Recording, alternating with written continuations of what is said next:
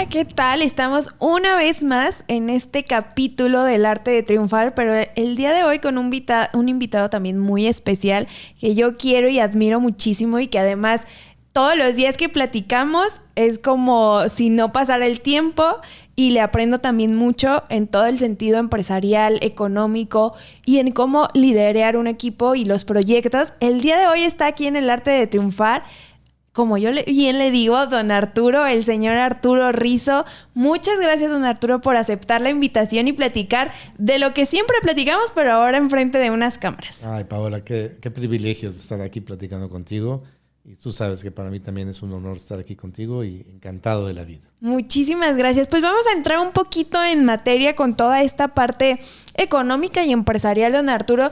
Y de estas tan múltiples historias que usted tiene, me gustaría que empezáramos, ahora sí que desde el comienzo, desde la fábrica que tenía su papá de uniformes, de faldas y que se llamaba Paola, ¿no? A ver, platíqueme un poquito de eso. ¿Cómo fue su infancia? Sí. Porque además es de la Ciudad de México, ¿no? Ajá. Pues empecemos con la plática. Bueno, mi papá nació en La Barca, Jalisco. Uh-huh. Su papá, a su vez, era de Jesús María, de Los Altos, pegadito a Arandas. Y mi abuelo fue comerciante.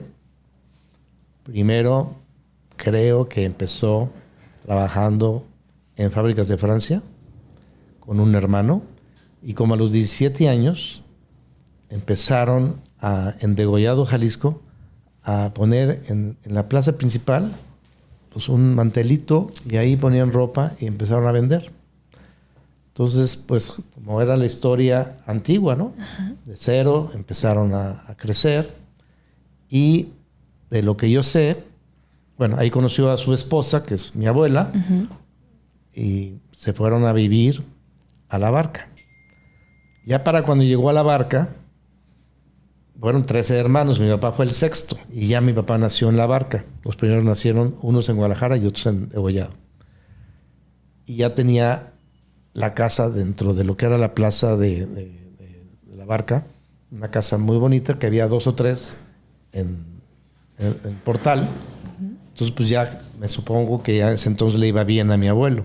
Entonces puso un almacén que se llamaba el Almacén de la Ciudad de México, que era pues una especie de réplica de fábricas de Francia en La Barca.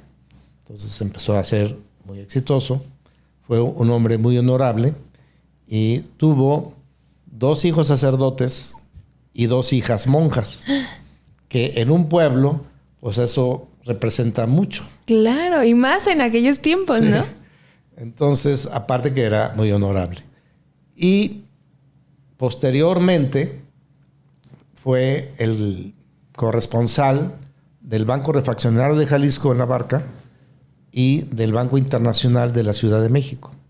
Entonces, él ya como corresponsal, que era pues, el sinónimo de ser el banco en La Barca, pues les prestaba dinero a los agricultores y él compraba semilla y se las vendía. Y después les compraba la cosecha. Entonces, pues empezó a ser una persona importante dentro del pueblo y a su vez también acabó siendo presidente municipal. Pero yo nunca acabé de entender uh-huh. Si a mi papá le tocaba en el rango, primero era un sacerdote, luego un doctor, luego otro sacerdote, luego una mujer, y luego un hermano de mi papá y él, uh-huh. En el rango de jerarquía, pues hubieran sido los herederos del negocio. Exacto. Y era un gran negocio, pero yo creo que mi papá a los 18 años no tenía idea de lo importante que era su papá. Y como era muy estricto, le pidió que lo ayudara a irse a trabajar a México. Y entonces mi abuelo le pidió al Banco Internacional, del cual era corresponsal, pues que le diera chamba a mi papá. Entonces mi papá se fue con su hermano a vivir a la Ciudad de México. Y allá, en el banco, conoció a un tío de mi mamá. Okay. Y de esa familia de mi mamá, que eran de Guanajuato, pues tenían haciendas que estaban unas en Michoacán y otras en Jalisco. Entonces, pues conocían a mi abuelo, se conocían por la región y a lo mejor le compraban semillas o lo que fuera. Entonces mi papá se fue a vivir a casa de mi bisabuela. Y mi mamá era una niña cuando se conocen. Mi papá ya tenía 18 años y mi mamá 10 años. Entonces, bueno, pues ahí empieza la relación primero de amigos. De parientes. Y ya con el tiempo, pues mi mamá crece y mi papá se enamora ya de ella. Ajá. Y entonces se casan en México. Y pues tiene varios negocios. Mi papá siempre tuvo la inquietud de trabajar por su cuenta. O sea, que siempre en su familia hubo esta parte del comercio, pues. O sea, inició siendo comercio y sí. Después se comenzaron a hacer las empresas. Que bueno, que si bien su papá no heredó esa empresa de su abuelo, creó una empresa, ¿no? Como que al final dijo, bueno, creo que sí es por aquí. ¿O cómo fue? Ok, primero trabajó con la familia de Jesús Urrea, ajá, que era Glator y Casino, las marcas. Y mi papá fue el distribuidor en la Ciudad de México que les abrió el mercado. Y se hizo una extraordinaria amistad que duró muchos años entre la familia Urrea y mi papá. Y yo venía a Guadalajara muy seguido y pues me quedaba en casa de los Urrea, ellos iban a México y se quedaban en mi casa. Entonces fue una relación que a mí me encantaba Guadalajara. Y por otro lado, mi papá, con la inquietud de siempre ser independiente, primero empezó a maquilar ropa y después puso ya su propio taller con la marca Paola. Que por eso tú y yo tenemos muchas cosas en común. Y bueno, a mi papá le tocó ver nacer las cadenas de autoservicio. Conocía a los dueños de las tiendas por su primer nombre, a Jerónimo Arango, a los Blanco, porque todavía no existían las cadenas cuando mi papá inició. En 1965 se hizo el primer Aurrerá y después al poco tiempo el primer Comercial Mexicana y luego a poco tiempo Gigante, y los que sí existían eran los Blanco, Telas Blanco. Entonces mi papá los vio nacer. Entonces, pues, fabricando faldas, pues inmediatamente se convirtió en el líder en la fabricación de... Cuando pues tiene la fábrica su papá, ya estaba, o sea, ya tenía sus hijos, o sea, ya estaba usted, sus hermanos. ¿Cuántos hermanos son en la familia? Somos 4 hombres y una mujer. 4 hombres. La mayor es la mujer. ¿Y todos ustedes se dedicaron o tuvieron participación en la empresa? ¿O estaban todavía muy pequeños y no, como que no tenían tanta noción o les pasó como a su papá que decían, no veían lo que vio con su abuelo, ¿no? Esa visión de decir, le seguimos con el negocio. O a don Arturo no le interesaba tanto en esa época. Bueno, yo estudié en el Instituto Patria, uh-huh, con los jesuitas en México. Un colegio que para mí fue una institución que me marcó para bien. Nos enseñaron muchos valores. Nos enseñaron a pensar como ganadores. Y era un colegio líder, totalmente dentro de la Ciudad de México, tanto en los deportes como en lo académico, como en lo social. Siempre estaba el Instituto Patria entre el primero y el segundo lugar, de acuerdo a cómo lo midieras. Y tenía miles de actividades extras. Entonces era un super colegio. De niño yo acompañaba a mi papá, y principalmente íbamos mi hermano Ricardo y yo a la fábrica. Y entonces pues yo me veía ahí como el futuro heredero de la fábrica y disfrutaba muchísimo estando ahí con él. Y por azares del destino, pues en una época que todavía no era común, así que todo el mundo quebrara, mi papá quebró. Entonces fue una etapa muy difícil para mí. Y mi mamá salió como a flote, uh-huh, porque mi papá le dejó un dinero para que se negociara mientras él iba a ir a Estados Unidos por estrategia financiera que le sugirieron que negociara desde afuera y no desde México. Entonces le dejó un dinero a mi mamá para que viviéramos todo un año y mi mamá dijo, no lo vamos a vivir de eso. Voy a poner a trabajar ese dinero. Y empezó a vender joyas de la noche a la mañana y exitosísima. Entonces mi mamá de pronto se descubre a sí misma que como comerciante también tenía mucha madera y como tenía muy buenas relaciones sociales, de inmediato le fue muy bien. Oye, esa parte yo no la conocía y qué padre porque descubrió él creo que siempre hay que ver de las oportunidades en todas las situaciones, ¿no? Si bien no la estaban pasando de la mejor manera y nunca imaginaron que iba a tocar estar en quiebra, a su mamá luego se le prendió el foco y dijo, yo de aquí no me muevo. Sí. O sea que siempre, o sea, por los dos lados ha tenido esta parte, ¿no? De comerciantes o de empresarios. Sí. Y de una u otra manera, pues el aprendizaje, ¿no? También de ellos, de cómo no hacer las cosas y de cómo hacer las cosas.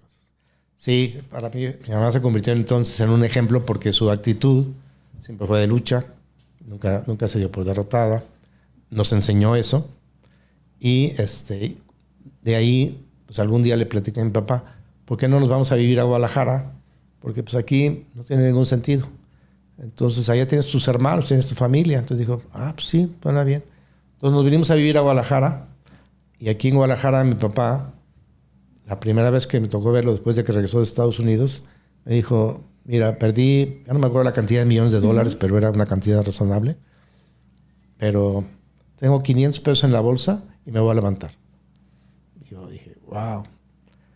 Éramos 5 hermanos y 4 en la peor edad de escuelas. O sea, yo en universidad, mi hermano en la universidad y mis hermanos en la prepa.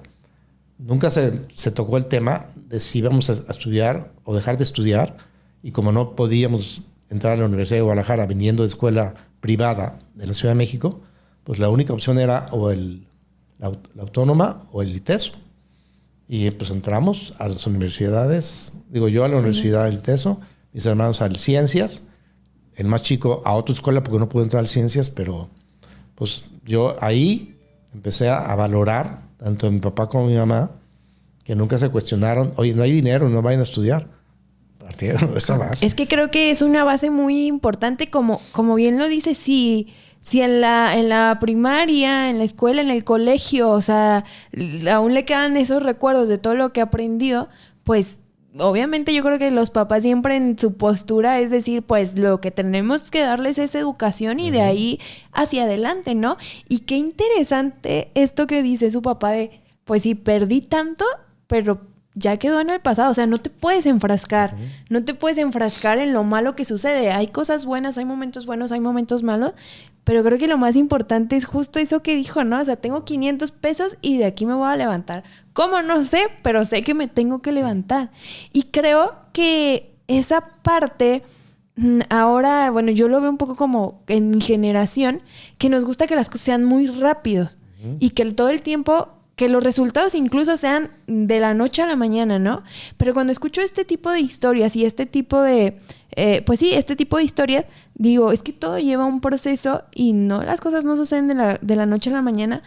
Pero creo que como nosotros nacimos con la tecnología, con tantas cosas que nos hace tenerlas de una manera tan rápida, pues al momento que necesitamos esperar ese transcurso natural, de repente decimos, ay, no, ¿por qué suceden, no, las cosas? ¿Qué le diría a todos los jóvenes que atraviesan este proceso? Que no, pues yo siempre digo que no desistan, pero desde su perspectiva, ¿qué consejo les daría? Fíjate que esa etapa para mí fue la etapa más difícil de mi vida, la más difícil, porque ver a mi papá sufrir y en una época que nadie quebraba, o sea, que todo el mundo iba hacia arriba, me hizo reflexionar mucho y primero yo me metí en los zapatos de mi papá y me costó trabajo entender que quien había quebrado era mi papá y no yo. Y fue un ejemplo muy importante mi mamá, donde entonces volteé a ver a ella diciendo, pues ahí tengo un ejemplo de cómo salir adelante. Me propuse probarme a mí mismo y yo busqué tener la oportunidad de trabajar y demostrarme que podía hacer lo mismo que estaba haciendo mi papá, pero para mí. Y estudié administración, entré en un banco y posteriormente un amigo me invitó a trabajar como vendedor en una fábrica de pantalones. Entonces yo comento que al principio yo le dije a mi amigo, como vendedor, si yo soy licenciado en administración de empresas, claro. ¿Qué te pasa? Pero cuando me dijo cuánto ganaba un vendedor en esa empresa, dije, Acepto. no, pues voy a probarlo. Y total, para no hacer tan largo este tema, me tocó una zona donde en aquel entonces México tenía un convenio de zona libre fronteriza, y en una parte de las fronteras mexicanas se podía importar sin arancel ropa americana, y en otra parte, que era todo lo que era Baja California y Baja California Sur, se podía importar de todo el mundo sin arancel, en un mercado cerrado, donde había muchísimos productos que nunca habíamos visto legalmente en México y allá se consumían. Hablo de relojes, hablo de perfumes, hablo de ropa. Todas las marcas las veías. Entonces, cuando yo me doy cuenta que yo representaba a una empresa de ropa mexicana en un área donde no había ropa mexicana, bueno, yo dije, wow. Aquí va a ser hago? otro reto enorme. ¿Me regreso o le veo como sí? Y entonces me empecé a ir a Estados Unidos a comprar ropa americana y a traer esas muestras a la fábrica para que hicieran algo acorde a la zona. Y entonces así acabaron haciendo modelos que no nomás pegaban en mi zona, pegaban en todo el país. Y eso a mí me dio una gran satisfacción, porque en términos de vendedor, me hice un vendedor muy bueno para la empresa, y pues le di la vuelta a mi zona, que creció exponencialmente en aquel entonces.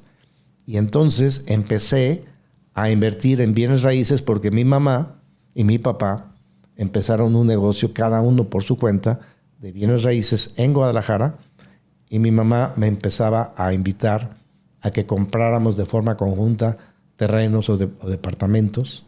Y entonces yo, a través de mi mamá, aprendí a ser inversionista, porque mi mamá decía, haz del ahorro tu primer gasto.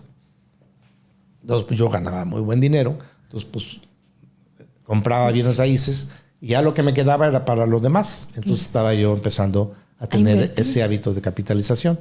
Y así hice un negocio exitoso con mi mamá de bienes raíces. Que ese fue el punto principal, las bienes raíces. De ahí empieza porque bueno, déjenme contarles que don Arturo también es súper multifacético y en todo momento está buscando la manera y ideas y de innovar y de proponer cosas nuevas y diferentes.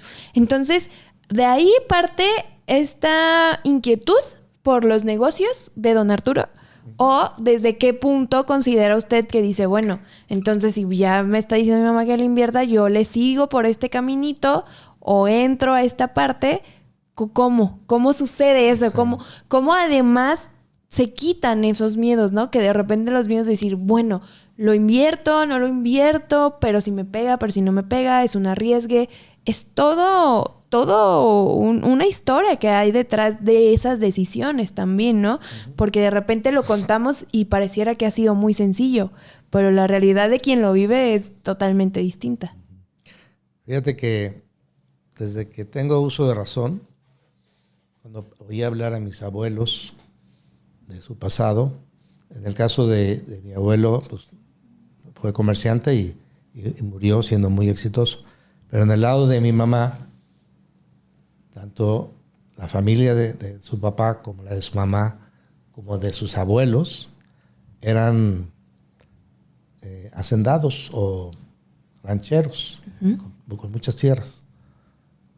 De mi apellido Morales, pues llegó a tener 10,000 hectáreas mi bisabuelo. Entonces, pues venían de haber tenido mucho dinero, pero si no fue por la revolución, en la época de la revolución, que llegaban y mataban a las mujeres, robaban a las haciendas, sí. Una parte de uno de mis apellidos, así le tocó, o otro pues que se dio a la tarea de derrochar el dinero. El dinero, a disfrutar la vida. Disfrutar la vida, pero duró poco. Y este otro que les expropiaron Lázaro Cárdenas, pues todo lo que tenía. Entonces, a mí me fastidiaba pensar en que porque a mí ya no me había tocado nada cuando me platicaban por historias de riqueza. Entonces yo nunca pensaba en que yo tuviera que ser empleado. Siempre pensaba en independizarme. Entonces, bueno, al principio hice todo lo posible. Me asocié con unos amigos. Empezamos a planear una fábrica de camarotes para tractocamión, importábamos barrenas de perforación para pozos. Entonces, siempre tuve esa inquietud de estar independiente y vino la crisis del 82 con el famoso López Portillo y de pronto los negocios que yo tenía ya no se podía importar productos, se habían cancelado los permisos de importación, etcétera. Entonces, tomé un año sabático, me fui a viajar por todo el mundo, o sea, viajé a Hawái, a Tahití, Fiji, Nueva Zelanda, San Francisco, me iba a ir a Europa. Y uno de mis hermanos, que estaba en un negocio de bienes raíces en Mazatlán, que mi mamá le pasó, me dijo, estoy haciendo mucho dinero, vente conmigo y de aquí te vas a Europa. Dije, está bien. Entonces me fui, me asocié con mi hermano y volví a hacer mucho dinero en un año. Entonces, después hay un parteaguas en mi vida donde un amigo me invita a trabajar en un grupo que en aquel entonces era uno de los grupos más importantes de Jalisco y entro en el ramo de exportaciones de siderúrgica. Y el gusanito de ser inversionista nunca se me quitó. Entonces, seguí teniendo inversiones en bienes raíces y siempre tuve un negocio paralelo desde entonces hacia acá, aunado a los trabajos que empecé a tener. Entonces, esa parte de mi inquietud de independizarme y de tener mi propio negocio siempre ha estado. Pero por azar del destino, mi vida ejecutiva pues tuvo un crecimiento muy grande porque tuve la oportunidad de poder viajar por todo el mundo trabajando para esta empresa que a su vez negociaba con las compañías más grandes en su género del mundo, alemanas, japonesas. Pues fue un parteaguas en mi crecimiento ejecutivo, académico. Estudié la maestría en el TEC de Monterrey de Administración. Posteriormente estudié un diplomado en Dirección de Empresas, otro diplomado en Finanzas Internacionales. Por lo menos 100 cursos he tomado de actualización en muchas partes del mundo. Y eso es muy importante, siempre estar actualizándose, porque todos los días hay algo nuevo. Todos los días. Pero lo que aquí me llama muchísimo la atención dentro de lo que estamos platicando es cómo en toda esta etapa de su vida ha tenido altas y bajas y vuelvo otra vez a lo mismo, ¿no? O sea, lo importante es saber cómo levantarse y bien ya lo dijo, buscar el cómo sí de las cosas. Al final de cuentas, nunca quedarse con los brazos cruzados y esperar que las cosas lleguen solitas, ¿no? O sea, siempre ha existido un trabajo detrás de toda esta historia y detrás de todos estos éxitos que si bien de repente no suceden las cosas como se planeaban o como esperaban, pues bueno, ya sabemos cómo no hacerlo y tomarlo como experiencia, ¿no? Sí. Porque ese tipo de cosas para algunas personas es decir, bueno, ya no lo logré, pues ya, lo que sigue, o me dedico a otra cosa, o ya no, pues ya no continúo con estas ideas que tengo, con estas ganas, o con pues plan de vida de a lo mejor independizarme un poco, ¿no? Pero creo que esta parte que usted llevó a cabo, tanto lo ejecutivo como lo empresarial, pues fueron un match también muy interesante, ¿no? Sí. Sí, definitivamente, pues si yo hago un balance en mi etapa como ejecutivo, pues prácticamente en todos los puestos que he tenido he sido muy exitoso. Pero como siempre tuve negocios sideline y ya estaba en un momento dado casado, entonces hubo dos factores que me direccionaron mucho a, por un lado, ser responsable del puesto que tenía. Y después, pues, ser responsable ante mi familia, de que tuviera yo los ingresos garantizados que se requerían. Entonces, acababan siendo muchos de mis negocios como un hobby. Porque, pues, yo tenía que atender lo otro y viajando por todo el mundo, etcétera. Pues, me era difícil. Entonces, algunos de los negocios que hubieran sido muy, muy buenos, pues, los mantenía. Y a lo mejor me salía más caro que tener caballos de carreras, ¿eh? Pero esa era mi vocación. Claro. Y siempre tuve la esperanza de que algo iba a salir bien. Y así he tenido negocios exitosos y no tan exitosos. Y actualmente, el negocio que tengo, que sigue siendo para mí un reto, pues en un mundo tan tecnológico y dinámico como es el que estamos viviendo hoy, y con la coyuntura que estoy viviendo, de poder hacer una página que se pueda publicar en los marketplaces, pues ahí estoy apostando mis fichas a que en este momento esa es mi concentración, aunado a que también quiero capitalizar mi experiencia acumulada como ejecutivo, si pueda ser valiosa para otros, ¿no? No, como yo un mentor o como algo sí, parecido. claro, no, y estoy segura que será muy valiosa, pero toda esta, bueno, es Viva Abasto. En la actualidad, igual la gente que nos está viendo puede ingresar o está en una pausa o podemos dar las redes y demás para que sigan la página. No sé si se puede hacer o usted nos dice. Yo ahorita tengo la página y tiene productos naturales, artesanales, saludables, y estoy generando ya el paso para hacer una página dentro o sea, Viva Abasto dentro de Amazon o dentro de Mercado Libre, y estoy ahorita haciendo acuerdos con los fabricantes y buscando nuevos fabricantes. Entonces, si hay alguien interesado en promoverse a través de mi página en las marketplaces, son Amazon, Mercado Libre, Walmart, Coppel, Claro Shop, Sears, Sanborns, La Canasta Rosa. Okay. Estos son los 8 en el que vamos a estar. Pues así que todos los que nos están escuchando pueden escribirle o contactarlo a través de redes. Igual si gusta puede dar las redes aquí en donde puedan contactarlo. Los que busca solamente productos naturales. ¿Hay algo que Viva Abasto esté buscando en especial en este momento para las personas que escuchan nuestro podcast? Puedan acercarse, puedan presentarle sus proyectos, que estoy segura de que hay muchísimo talento. Y muchas marcas nuevas y no tan nuevas que son muy valiosas y que vale la pena introducirlas al mercado también, ¿no? Y ser muchísimo más exponenciales. ¿En dónde estas personas pueden contactarlos para presentarles sus proyectos? Mira, hay muchos fabricantes que a través de Enlazadot, donde tú y yo nos conocimos, están haciendo productos mexicanos, algunos artesanales, con mucha creatividad. Cuando platicábamos hace unos minutos tú y yo de qué etapa vive Guadalajara actualmente, pues hoy en Guadalajara hay muchos emprendedores muy valiosos. Y Guadalajara es el estado agropecuario más importante del país hasta la fecha. Nunca lo ha dejado de ser. Entonces hay mucha receta mexicana que actualmente se está convirtiendo en productos artesanales importantes. Yo tengo 4 tipos de salsas diferentes y cada salsa tiene una característica que lo diferencia, donde una de las cosas es que no tiene conservadores, no tiene ningún elemento químico que pueda ser dañino. Esa es una de las características que yo promuevo en mi página.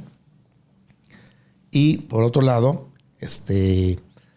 hay una variedad infinita de productos. Entonces, cualquiera que esté haciendo productos de este tipo, cualquiera que tenga productos de alta rotación que quiera meter a través de las marketplaces, yo encantado de la vida de platicar con ellos. Y cualquiera que quiera exportar, ahorita que estoy volviéndome a relacionar con el mercado de exportaciones, yo los puedo también asesorar de cómo lo puedan hacer. Pues entonces aquí pondremos en la descripción en dónde pueden contactarlo, en dónde lo pueden escribirle, o correo electrónico, redes también sociales, para que todas aquellas personas que tengan alguno de los productos que ya lo menciona don Arturo, puedan escribirle, puedan acercarse y pues darle ese empuje a las marcas también. Y sobre todo ahora con la pandemia, pues este ciclo económico tiene que avanzar, no nos podemos estancar. Si ya nos estancamos algunos años y nos retrasamos un poco, pues yo creo que en conjunto con todos los emprendedores, empresarios, haciendo un buen trabajo en equipo, también como ciudadanos, pues sin duda alguna las cosas pueden cambiar, la economía podrá también cambiar y más pues aquí en el estado de Jalisco, ¿no? En este momento que estamos aquí. Y bueno, entonces les vamos a dejar las redes, les vamos a dejar toda la información. Y don Arturo, por último, algo con lo que se quisiera despedir, algo que le quisiera decir a toda nuestra audiencia. Pues yo estoy seguro que tú estás llegando a muchos jóvenes. Y siempre lo he dicho cuando di clases en la UP, Mi consejo es busquen hacer su propio negocio. Hay mucho campo en México para hacer negocios propios. Generen un negocio con vías, con visión de que sea un negocio global. Esto es un tema cultural del cual, si quieres, un día platicamos específicamente de cómo es una cultura empresarial. Y ahí sí, si alguien quiere consejo, que no pienso cobrarlo, porque todos los fabricantes que están conmigo, estoy asesorándolos en este cambio de cultura para que entonces emprendan desde el principio pensando global. No se necesita ser grande para ser exitoso, se necesita pensar global. Pues muchísimas gracias, don Arturo, por estar aquí. Seguro que seguiremos invitándolo, practicando de más y más temas. Muchísimo éxito con todos sus proyectos y a todos y todas muchas gracias por escucharnos una vez más aquí en El Arte de Triunfar y nos vemos en el próximo capítulo.